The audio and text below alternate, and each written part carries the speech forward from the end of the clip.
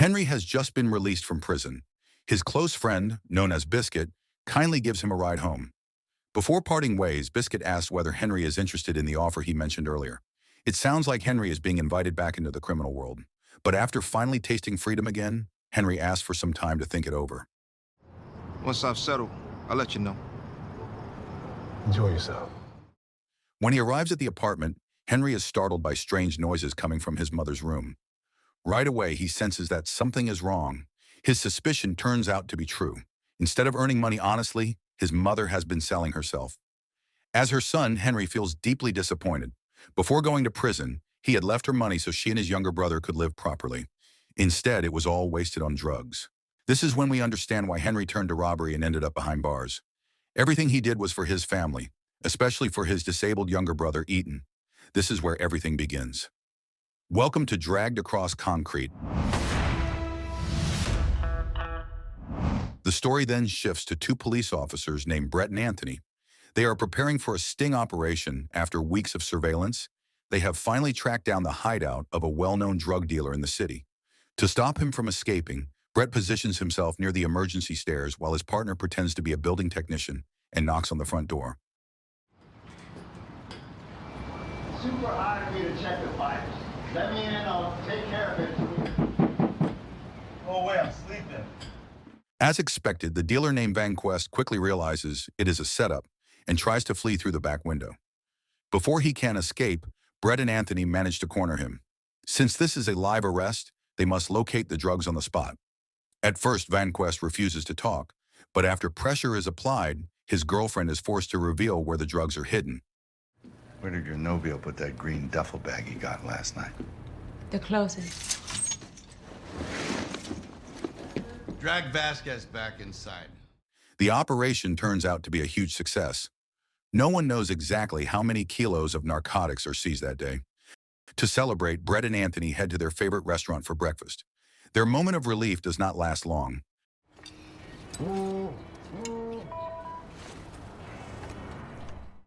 They are suddenly summoned by their superior. The arrest is now being questioned because Brett used excessive force. Worse, public trust in the police is already fragile. Footage of the arrest has spread across the media, showing the officers using violence. If action is not taken, things could spiral out of control. Reluctantly, Captain Calvert suspends both of them from duty. I'm not racist. Our Mexican-American isn't likely to be lenient. Brett is devastated. It feels like all their hard work means nothing. What hurts even more is that Calvert used to be his colleague. Through politics and flattery, Calvert climbed the ranks, while Brett, who clearly had better achievements, was left behind. Instead of defending him, Calvert turned his back on him. With their suspension, Brett and Anthony stopped receiving their salaries. The timing could not be worse. Brett desperately needs money. Years ago, his wife, who was also a police officer, was paralyzed in an accident. They spent a fortune on her medical care and were forced to sell their house, ending up in a rundown apartment complex.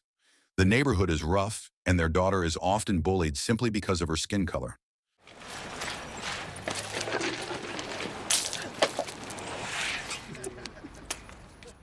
To escape their financial nightmare, Brett's wife once considered going back to work, but doing so could make her condition even worse. This only deepens Brett's frustration with his job. After 20 years of service, he feels like it has given him nothing in return. That is when he begins to consider taking a path he never imagined he would choose. There's a way, but it's not something that we're going to talk about. I'll handle this. That night, Brett visits one of his informants. They clearly go way back. This man is known for supplying criminals with whatever they need when they come into the city, from places to stay to vehicles and logistics. At the core of it all, Brett wants to rob a criminal who is believed to be preparing a massive transaction. After getting the information he needs, Brett asks Anthony to meet him at dawn the next day. The story then shifts to Henry, who meets Biscuit again to discuss the job that was mentioned earlier. A major robbery is about to take place, and the crew needs 2 more people. Still, Henry senses that something about this job feels off. The man hiring them, Andre, seems far too mysterious to be trusted. That feeling quickly proves to be right. Not long after, Andre is seen robbing a small convenience store while dressed like a counter-terror unit. Yes. The twist is that he is only a pawn working for a man named Vogelman. Known as a ruthless criminal mastermind, Vogelman comes from another city and is temporarily staying in an apartment arranged by the same informant Brett had contacted earlier. Anthony is furious when he learns that Brett plans to rob criminals instead of stopping them. When confronted, Brett finally opens up about his life after 2 decades on the force. Hearing the truth, Anthony begins to understand. He feels the same pressure himself. After years on the job, he still cannot bring himself to propose to his girlfriend, fearing his salary will never be enough to support a family. Suddenly, Brett's reckless plan starts to feel like their only way out. From what they know, Vogelman appears to be nothing more than a drug trafficker preparing a large shipment. The idea is simple. They wait for the deal to happen, then storm the apartment and steal the money once the drugs are sold. With no clear timeline, they are forced to monitor the place for days. Brett and Anthony keep watch, but nothing happens.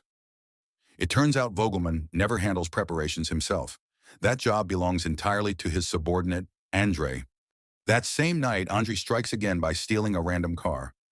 I don't think so. Face the windshield. Put up that sunshade.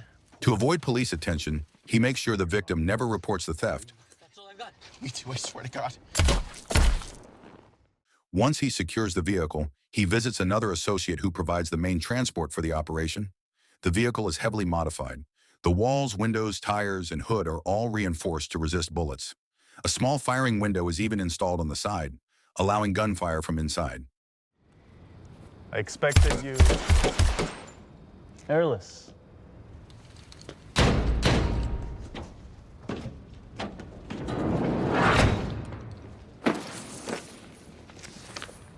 The blood is gratis. With no progress in sight, Brett and Anthony eventually head home to check on their families. Staying away too long could raise suspicion, especially since they are currently suspended from the force. By the next morning, they return to the area. This time, the apartment building looks far more active than the day before. Henry and Biscuit arrive in broad daylight. With just one glance, Brett can tell they are former convicts. What feels strange is that once they enter the building, they do not come out for a long time. It is only close to midnight that they finally emerge, this time alongside Vogelman. Without hesitation, Brett and Anthony begin following them. They are convinced the deal will happen tonight, especially after Anthony notices the 2 black suitcases Vogelman is carrying. Those bags most likely contain drugs. After driving around for a while, they eventually reach their destination. Brett and Anthony cannot get inside because the gate is locked. It also seems safer to wait until the transaction is over. Intervening too early could be extremely dangerous. Unfortunately, their assumption turns out to be completely wrong. Vogelman is not there to sell drugs. He is preparing for a large-scale robbery instead. Brett only realizes something is off after waiting for hours with almost no movement. They arrived late at night, and by the time morning comes, nothing seems to happen. Just as they are about to lose hope, Henry and Biscuit suddenly reappear. To throw off the police, they switch vehicles and even wear heavy makeup. At first, Brett fails to recognize them. Luckily, Anthony quickly sees through the disguise. Without hesitation, they continue following them, but a red light splits them apart along the way. The story then shifts to a woman named Kelly, a mother of 1. After giving birth, she develops a condition that makes it nearly impossible for her to be separated from her child. Your maternity leave ended 4 weeks ago. All these things cost money, and you make way more than I do. You need to go to work today. Jackson needs diapers. Unfortunately, her maternity leave has ended, and she has no choice but to return to work. After being pushed to face her fear, Kelly finally returns to her job at a major bank. Her coworkers and supervisors try to cheer her up with a warm welcome and small gifts. Welcome back. Welcome. Welcome back. Nice to see you. You too. Sadly, the moment does not last long. Vogelman and his crew storm the building and begin their robbery. The criminals move carefully, making sure no one can identify them later. They wear masks and glasses, and Vogelman even uses a pre-recorded voice to give commands throughout the heist. Keep your hands raised. Cooperate. He orders Kelly to tie up her coworkers using ropes that were already prepared. During the chaos, Kelly notices one of her colleagues trying to secretly send an emergency alert to the police. Fearing the consequences, she tries to stop them. Tragically, the robbers mistake her actions as betrayal and execute her on the spot.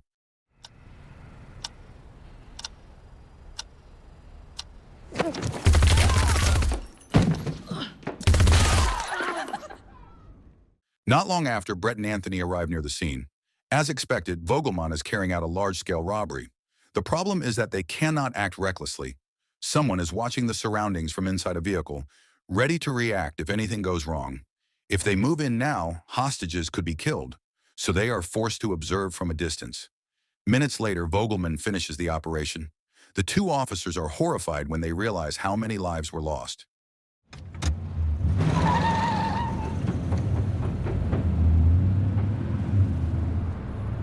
We let those people get killed. Anthony is overwhelmed with guilt for not acting sooner. Still, Brett reminds him that even if they had called for backup, the outcome might not have changed. The only thing they can do now is figure out where the criminals plan to run next. Meanwhile, Biscuit is clearly upset. What Vogelmann is doing goes far beyond their original agreement. Because they are now seen as disobedient and potential traitors, Henry and Biscuit are ordered to stash their weapons inside the car compartment.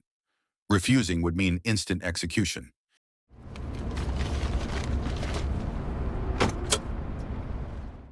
Being treated this way pushes Henry to quietly begin planning his revenge. It turns out Vogelmann has taken one of the bank employees hostage. No one knows exactly why, but during the drive, the woman suddenly says she needs to relieve herself. She is forced to do it right there, and afterward, Henry is ordered to clean up the mess. Biscuit cannot accept the way his friend is being humiliated. Still, Henry asks him to stay calm and reminds him of their childhood memories together. The two of them have known each other since their school days, and that bond is the only thing keeping them steady. At this point, Vogelmann and his crew are already fleeing the city. Hours pass as they speed along the highway, and news of the robbery finally breaks across the media. Reports confirm that 7 people were killed. Hearing this, both Brett and Anthony become even more certain that they are dealing with extremely dangerous criminals. The situation is clearly heading toward a tragic end. Fearing he might not survive, Anthony decides to propose to his girlfriend that very night through a heartfelt message. About an hour later, while Vogelmann and his men are distracted, Henry quietly signals Biscuit to reach for the weapon they had hidden inside the seat cushion. They both sense that once the escape ends, Vogelmann will kill them. That is why they prepared a backup plan. After a long drive, they finally reach a remote area. There are no lights, no nearby houses, just an old warehouse standing alone. Henry is ordered to step out and open the gate. Deep down, he knows this is the moment Vogelmann will betray them. And he is right. Open the right bay.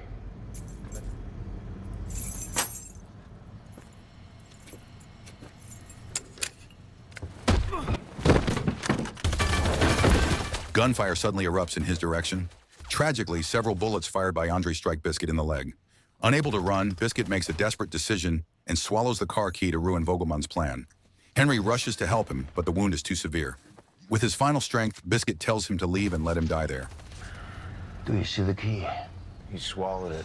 Get a nice television. Give something to my mom. I take care of her good. Henry, one of those. The sound of gunfire immediately alerts Brett and Anthony. They suit up with body armor and heavy weapons, ready to move in. The moment they arrive, they can already tell that Henry and Biscuit have turned against the others.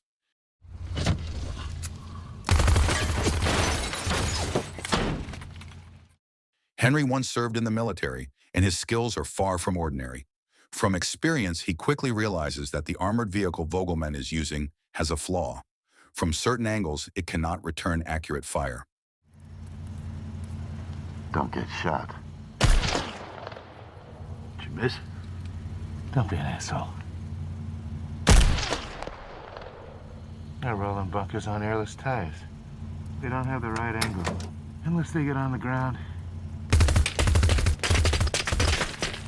You got a leak? I'm aware. Even while cornered, Vogelmann remains calm. He orders his men to cut open Biscuit's body to retrieve the swallowed key. It is the only way to get the vehicle moving again. Moments later, they succeed, and the engine roars back to life. Just then, Brett and Anthony launch a surprise attack.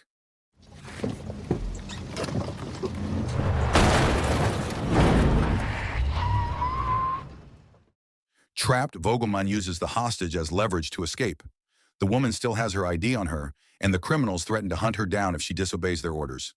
At the same time, Anthony's girlfriend finally receives his message and goes to his apartment to pick up what he mentioned. She is completely shocked when she realizes it is actually a marriage proposal. Without hesitation, Denise immediately tries to call him back to give her answer. Sadly, at that exact moment, Anthony is busy. From inside the van, sudden gunfire erupts.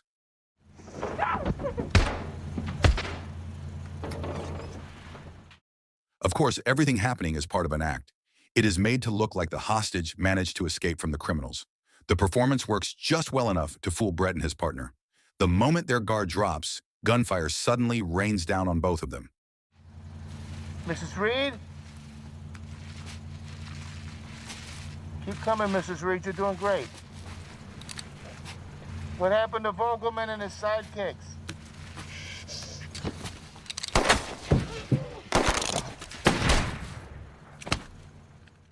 The bullets hit Anthony in a vital area. His wounds are so severe that he knows going to the hospital would be pointless. In his final moments, he asks for only two things. First, he wants Brett to make sure people never remember him as a corrupt cop. Second, he asks Brett to call his girlfriend back to hear her answer. Sadly, when the call is made, Denise's number is already inactive. Anthony's death pushes Brett over the edge. Fueled by rage, he charges forward, determined to wipe them all out. His assault begins with a smoke bomb thrown into the vehicle. Two of Vogelman's men are taken down as Brett closes in on the final target. He plans to burn Vogelman alive inside the vehicle, but suddenly Henry appears from behind. Get rid of that gas can, nigga. Against all odds, he has survived and seizes the moment. Henry warns that burning the van would be a terrible idea. If the fire spreads, all the stolen gold inside would melt. On top of that, there is also a bag full of cash inside. With no other option, Brett shoots Vogelman instead.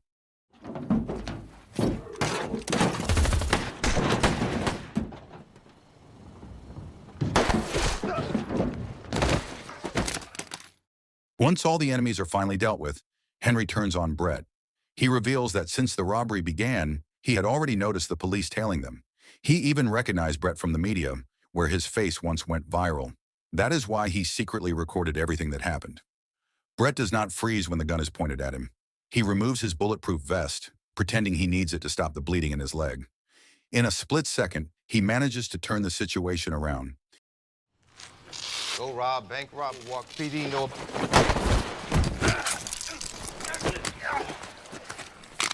Nigga. Likewise. Instead of continuing the fight, Brett offers a deal. Rather than killing each other, he suggests they split the gold evenly. At first, Henry hesitates. Trusting a corrupt cop feels impossible. To convince him, Brett opens up about his family and the life he has been forced to live. 70-30. 60-40. Once they reach an agreement, they take a spare vehicle parked inside the warehouse. Together, they move the bodies of their fallen partners and give them a proper burial.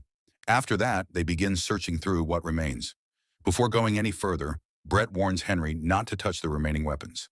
If he does, blood will be spilled. To erase all evidence, Brett asks Henry to help sink his damaged vehicle into the river. It is already beyond repair anyway. That is also why the gold is kept in the trunk and will only be divided once they reach the lakeside. Along the way, both men keep watching each other carefully, unsure of who can truly be trusted. Each of them quietly grips a hidden weapon, ready for betrayal at any moment. When they finally reach the edge of the lake, all the gold is transferred into Henry's car. Brett's vehicle is then pushed into the water and slowly sinks to the bottom. Once it is done, Brett suddenly raises his gun first, not to betray Henry, but to make sure all the recordings are deleted. He knows that one day Henry might change his mind and use the footage to blackmail him. To keep things fair, the evidence must be destroyed, but Henry refuses. From his point of view, he cannot fully trust Brett either. After all, Brett is still a cop, and there is always a chance he could turn on him later. With no agreement in sight, Henry suddenly pulls the trigger. Brett had underestimated him and never expected that Henry still had a backup weapon. As he takes his final breath, Brett makes one last request. He asks that his share of the gold be sent to his wife. Henry refuses to give the full amount, but he does promise that Brett's family will never suffer from poverty again. Before leaving the area, Henry takes time to bury his closest friend. He also buries the bodies of Brett and Anthony. He even promises himself that one day, when things are safer, he will move their remains to a more respectful resting place. Fast forward 11 months later, Henry is now living in luxury. Despite his criminal past, he proves to be surprisingly smart when it comes to managing wealth. The stolen gold has already been cleaned through careful laundering, allowing it to be used without raising suspicion. At the same time, Brett's family receives a package at their home. His wife instantly knows it must be from him. When she opens it, she finds bars of gold inside.